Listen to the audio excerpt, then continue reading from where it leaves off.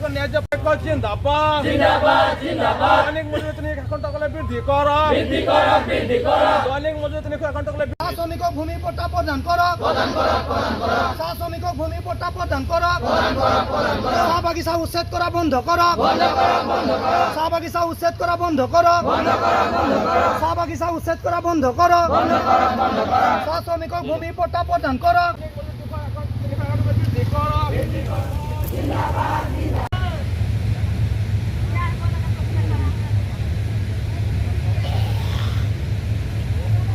দৈনিক মজুরি 3 টাকা বৃদ্ধি করা দৈনিক মজুরি 3 টাকা বৃদ্ধি করা শ্রমিকের ন্যায্য প্রাপ্য জিন্দাবাদ জিন্দাবাদ 8 সাল লং লিভ 8 সাল লং লিভ 8 সাল জিন্দাবাদ জিন্দাবাদ শ্রমিক ঐক্য জিন্দাবাদ দৈনিক মজুরি 3 টাকা বৃদ্ধি করা হয় মই বৰ্তমান উপস্থিত আছো নুমলীগড় যি কাষৰীয়া ৰজাবাৰী চাহ বাগিচাত উপস্থিত আছো।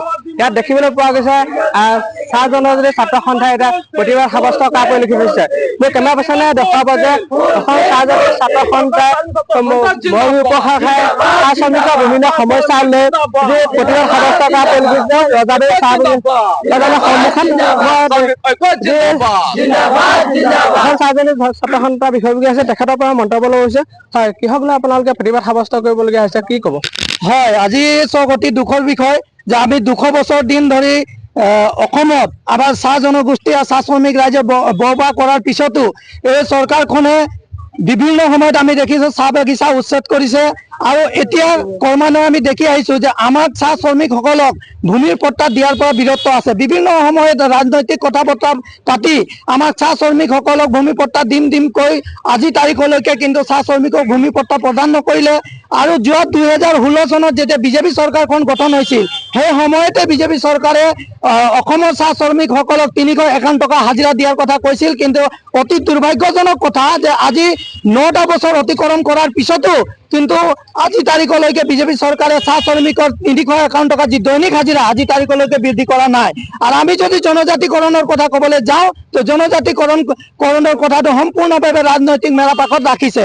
আৰু এটা কথা আমি এই আন্দোলন কাৰ্যসূচীৰ যোগেদি আপোনালোকক অৱগত কৰিব বিচাৰোঁ যে যোৱা 2022 চনত ৰজাবাৰী চাহ বাগিচা 600 বিঘা চাহ বাগিচা ভূমি উচ্ছেদ কৰি নুমলীগড় ৰিফাইনাৰী এক্সপানশ্যনৰ কাম কৰিছিল আৰু সেই সময়ত 22 দফীয়া এটা চুক্তি ৰূপায়ণ কৰিছিল। আৰু আজি তাৰিখলৈকে 3 বছৰ অতিক্ৰম কৰাৰ পিছতো সেই চাহ শ্ৰমিকসকলৰ যি দাবী আছিল, যি চুক্তি আছিল, সেই চুক্তি কিন্তু আজি তাৰিখলৈকে কাৰ্যকৰী কৰা নাই।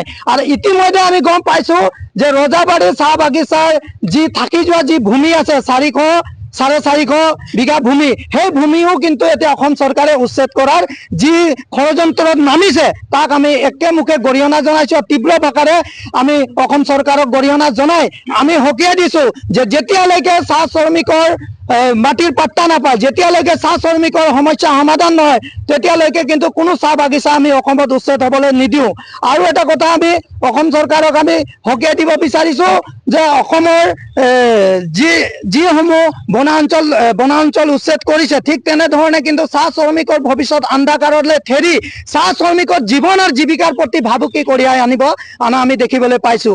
আজি চাহ শ্ৰমিকসকলে বাগানৰ পাত তোলা, কলম কটা আৰু কোৰ মৰাৰ বাদে একো স্কিল নাজানে, একো কাম নকৰে। আজি যদি এই ৰজাবাৰী বাগিচাখন উচ্ছেদ কৰি দিয়ে এই চাহ শ্ৰমিকসকলৰ ভৱিষ্যত অন্ধকাৰ হৈ যাব। এই চাহ শ্ৰমিকসকলে কি কৰি খাব, কি কৰি ল'ৰা ছোৱালীক জীৱন জীৱিকা আগবঢ়াই লৈ যাব পাৰে, ভৱিষ্যত কেনেকৈ চলাই যাব পাৰিব, এই কথা বতৰাবিলাক চিন্তা নকৰি আজি ৰজাবাৰী চাহ বাগিচা কিন্তু উচ্ছেদ কৰিবৰ কাৰণে অসম চৰকাৰ নামি আহিছে।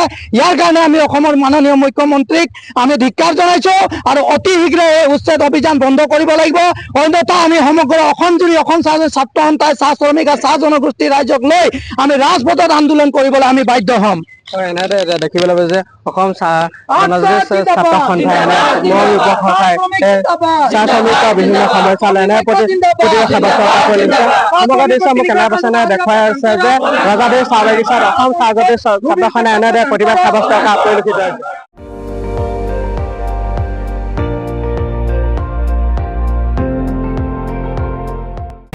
আপুনি চাই আছে ND24, সৰ্বশ্ৰেষ্ঠ নহয় সৰ্বোত্তমৰ দৌৰ।